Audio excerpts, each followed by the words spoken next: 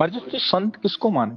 संत कौन महाराज जी? बाहरी वेशभूषा से देखा जाए तो कौन, और आंतरिक स्थिति से देखा जाए तो कौन महाराज जी? सबसे पहली बात है, तीन का जो विजयी होता है उसे साधु कहते हैं। सब पूरे शास्त्र के हम सार बात बता देते हैं। जो शास्त्रीय भाषा में कहते हैं पुत्रैषणा, वित्तैषणा और लोकैषणा, और शाब्दिक भाषा में कहते हैं कंचन, कामिनी और कीर्ति। जो काम पर विजय प्राप्त किए हैं और जो धन पर विजय प्राप्त किए हैं। धन पर विजय प्राप्त मतलब धन की आशा का त्याग किए हुए हैं, और जो मान कीर्ति का त्याग किए हुए, उसे ही महात्मा कहते हैं, उसे ही महापुरुष कहते हैं। जो मदन, मद, मोह, मत्सर, इन पर विजय प्राप्त। आंतरिक स्थिति का ही बाहर प्रकाश होता है, यह बात समझ लो। घर में दीपक जलेगा तो खिड़की से बाहर से रोशनी पता चल जाएगी अंधेरा है कि प्रकाश है। व्यवहार में पता चल जाएगा। ड्रामेबाजी का व्यवहार अलग होता है, समझ रहे हो। अगर हम रुपया लेंगे ना तो तुम्हारे दिमाग नहीं बदल सकते, ध्यान रखना। और जिस दिन हम पैसा लेने लगेंगे उस दिन ये सब नहीं चलेगा जो आज देख रहे हो आप।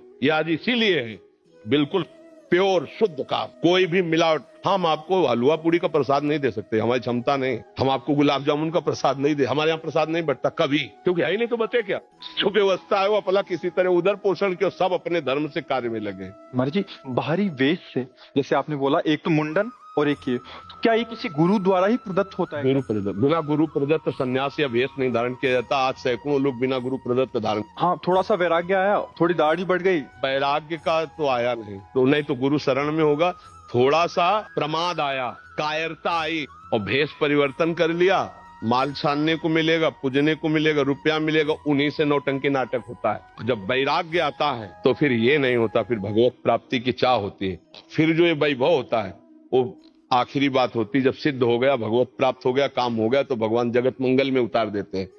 प्रारंभ नहीं है, ये अंतिम होता है। आज प्रारंभ में क्या प्रचार करोगे? जब तुम काम पर विजय नहीं प्राप्त की, क्रोध पर विजय प्राप्त नहीं की, प्रचार क्या करोगे? यही इसी का प्रचार होगा। रुपया होगा, प्रणाम होगा, नमस्कार होगा, भोग सामग्री, इसीलिए सबके दिमाग में भर गया। क्या होता है कि आजकल अर्थ की इतनी मांग हो रही, हर जगह अर्थ ही अर्थ है। सत्संग है तो अर्थ है, भागवत है तो अर्थ है, कोई प्रोग्राम है तो अर्थ है, मतलब जहां देखो अर्थ। अर्थ से भोग सामग्री, भोग सामग्री का भोक्ता वो कभी ज्ञानी नहीं हो सकता, कभी भगवान का प्रेमी नहीं हो सकता, और कभी सच्चाई से नहीं चल सकता। जहां अर्थ की प्रधानता है, अर्थ की प्रधानता, इसीलिए लोगों के दिमाग में बात बैठ गई है कि ये सब धंधा है, क्योंकि इसको धंधा बनाया जा रहा है। तो इसीलिए लोगों को ये लगता है कि ये सब फ्रॉडगिरी है, ये सब भरोसो दृढ़ इन चरणन के रो। कभी भी संत महात्माओं ने अपने वचनों को नहीं बेचा है।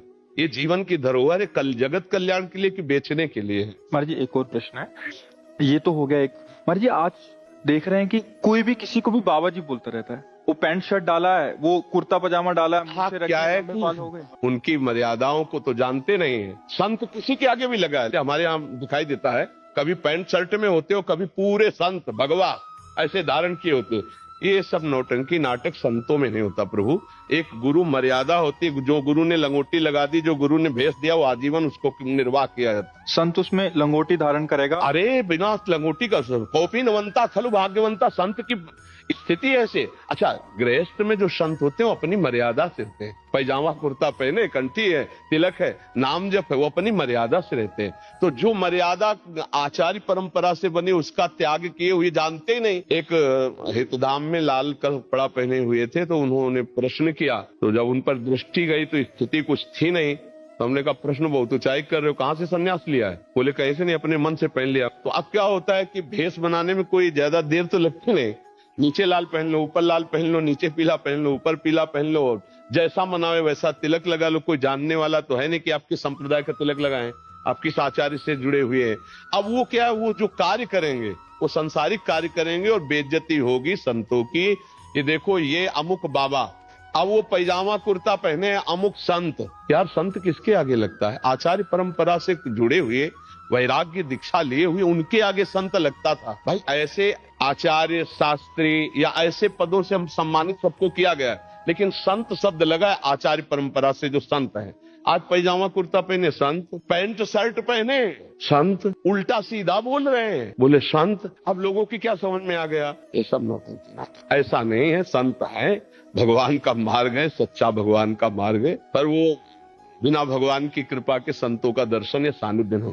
पांच संगत तो दुर्लभ हो, भगवान की कृपा आज बहुतायत है। बहुतायत सच्ची मानिए, ऐसी बहुतायत है कि जिसको जानना बड़ा कठिन। तो ये बात समझो कि अर्थ की प्रधानता, भोग की प्रधानता, मान सम्मान की प्रधानता ये साधुता नहीं रहने देती, ये नाटक में उतार देती है। भगवान की कृपा से साधुता और संतों का मिलना बहुत कठिन है। आज जो संत हैं आप उन्हें पहचान भी नहीं सकते, ऐसे रह रहे हैं। ऐसे वृंदावन में, ब्रज में हजारों ऐसे संत हैं जिनको आप मानोगे ही नहीं कि संत हैं। साधारण कपड़ा पहने, कमंडल लिए, रोटी मांगे, खाए, छुप के भजन कर रहे हैं, कौन जान पा रहा है। तो अगर हम धन का महत्व रखेंगे, भोगों का महत्व रखेंगे, तो साधुता का मतलब क्या है? घर का को त्यागा था। गोस्वामी जी ने दो प्रकार के संत बताए। एक संत बताए जो भोग ऐश्वर्य को भगवान के लिए त्याग कर भजन मार्ग में चलते हैं, और एक नारी मुई घर संपत्ति नासी मूड मुड़ाए भय सन्यासी, गोस्वामी जी ने लिखा है। बहुत कठिन है साधुता का मार्ग और बहुत कठिन है संतों का दर्शन। ये भी बात समझ लो।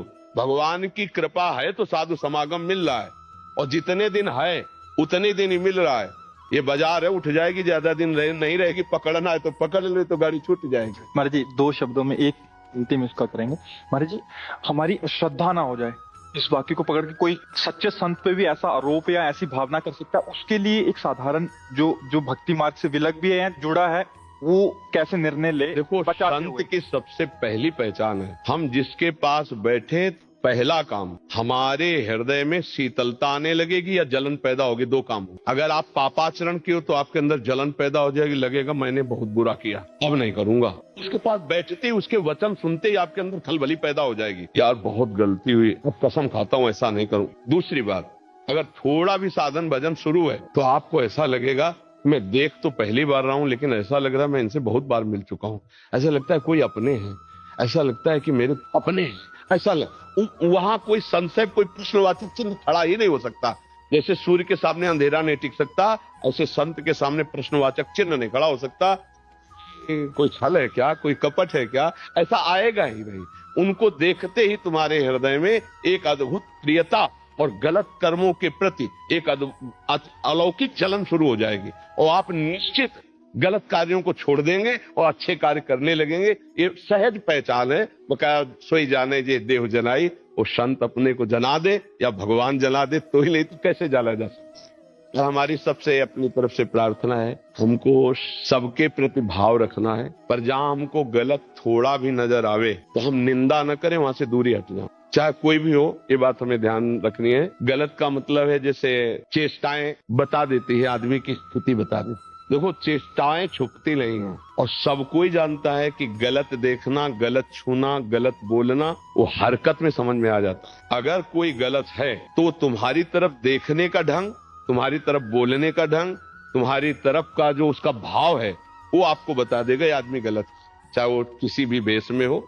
दूरी बना लेनी चाहिए। दूसरी बात, जिसके प्रवचन के बाद कुछ लेने की बात कह दी जाए तो समझ लेना कि यहाँ भगवान के भरोसे का खेल नहीं है, यहाँ कुछ और खेल है, हट जाना चाहिए। तीसरी बात, जो मिलते ही आपको अपना बनाने की कोशिश करे, जो आपको अपना बनाने की, वहां कभी मत फंसो। ये भी सूत्र समझ लो।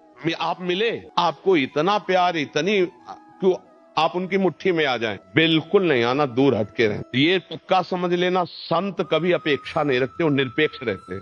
आप उनके जितने प्यार में झुकेंगे वो उतने आपसे निरपेक्ष होते चले जाएंगे। संत की पहचान होती है। अगर वो लौट करके आपकी तरफ प्यार दृष्टि से देख लिए तो आप निहाल हो जाओगे, जो निरपेक्ष संत है। और जो आपको पहली बार में ही आकर्षित करके अपना बनाने की कोशिश करें तो ये समझ लेना चाहिए कि यहाँ निरपेक्षता नहीं है, तो भगवान का भरोसा नहीं। ये कुछ हमसे चाह रहे हैं, और जो हमसे चाह रहे हैं तो हमारी चाहपूर्ति इनसे हो ही नहीं सकती।